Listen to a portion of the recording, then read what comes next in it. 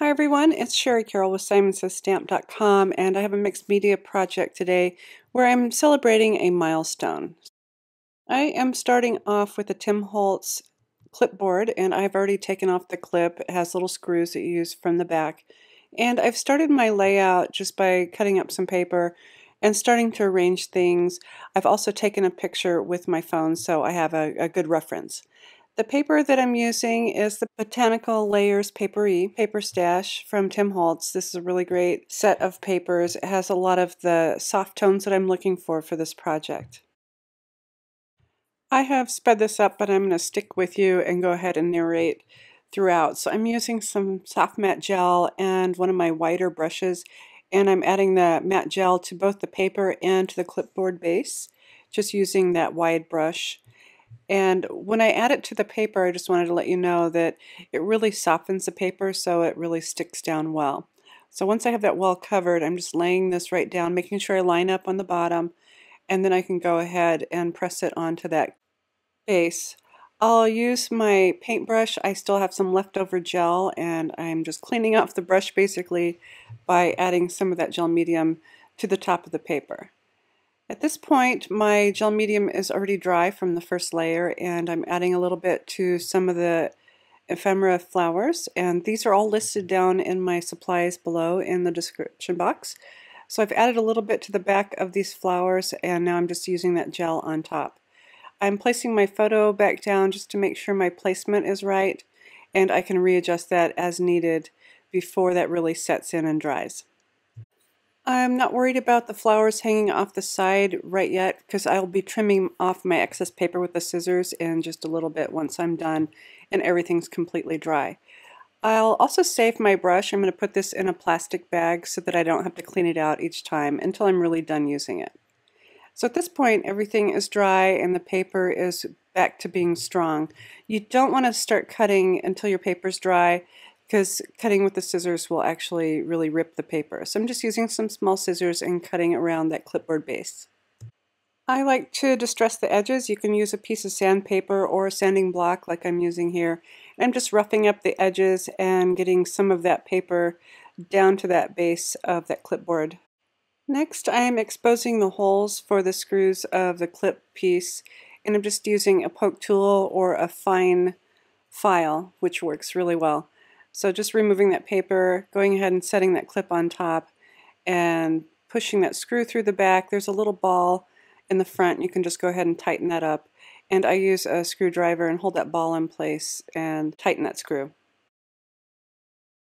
I'm ready to start some assembly, and I have my ruler here, and I do need to cut this down. I will run my craft knife over top just a little bit until I can snap that off. Then I can clean that up with my scissors if I need to. I'll start putting my items in place, and to glue these down I'll start with the little journal tag and use my tape runner and just add a little bit to the back side and set my clip in place where I want that. And then I can use some pliers and give that a little pinch so it sits a little bit tighter. So to put that down, I'll start off also with some of my tape runner, put my card in place, and now I can slide that clip right underneath. I have cut out a scrap piece of foam tape for the back of my photo, so to set that in place I'll just use some tape runner on the back of the picture, and I can just put that foam piece right on top. This will sit about flush with the ruler once that's in place. Now I can decide exactly where I want my ruler to go, and I'm using the paper as a guide. And to glue down my ruler I'm using my palette knife and also my soft matte gel, and I'll just add some of this to the back just by spreading it around like butter. Then I can just set this down in place. I want to make sure that I press it down really good. I do have some clips. If you have either clothespins or other types of clips, you can clip that down and continue working until it's completely dry. And since I have my soft gel medium out, I am using this on the back of the photo, and I can place my photo right where I'd like it. I've added a few little pieces of my foam tape to a flower ephemera, and I want it to sit up onto the picture but yet next to it, and so I've just snipped off a little bit at the bottom right where it's going to meet that ruler. I've only added the foam tape to one side of it where it's going to sit next to the photo, and I'll go ahead and remove the backing off of those. And then where it's going to sit on top of the photo, I'll use my tape runner and just give it a little bit of adhesive so that it'll sit in place without flopping around. Now I can just push that right down in place. So far with using the ephemera and some of the items that I've chosen, everything's turning out really simple. It's not a really gooey mixed media project, but it's really turning out meaningful, and everything is matching really well with the photograph that I've chosen. At this point, I'm adding some foam tape to the back of my butterfly, and I have trimmed the border around the butterfly so it sits in a little bit closer, and I just want those wings to set up just a little bit. The dark of the butterfly really adds a little bit more contrast to this. I have another butterfly that I'm just bending those wings up a little bit and just adding it to a little piece of that foam tape right onto the clip. I'm using some white gesso. This is from the Crafter's Workshop. It happens to be my favorite. You can use any brand. So just opening the lid, I'm going to stir this up a little bit with the back of my paintbrush, and then I can dip some out and put it into my paint palette. I want to get a whitewash look, so to do that I'll be using a baby wipe, and I can dip into that gesso, and now I can spread it around onto that ruler just to lighten up the color a little bit. And now to add a little bit of color around my piece. It looked a little blonde to me. I thought I would pull out some of the other colors such as the green, rust, and some brown. And I'm finding a clean area on my baby wipe, and I'm going in and just adding a little bit of color.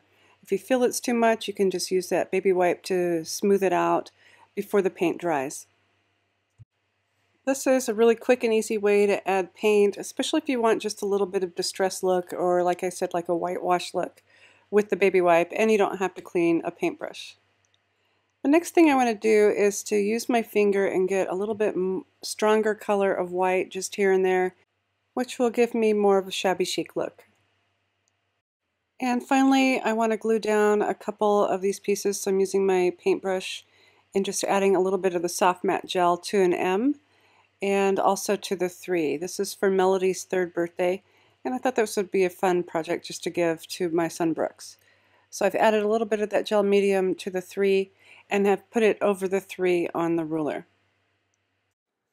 The size of this project is really easy to work with, especially with a wallet-sized photo, and you don't have to do a lot of stenciling and paste to get a really nice multimedia project. I thought the papers from this paper pack were really beautiful with the photograph. Everything really went well together, especially blending in those yellows of the flowers that Melody's holding and the flowers from the ephemera pack. I hope I've given you some inspiration to try a mixed media project of your own, especially using a photo for your inspiration. And as always, thanks so much for watching.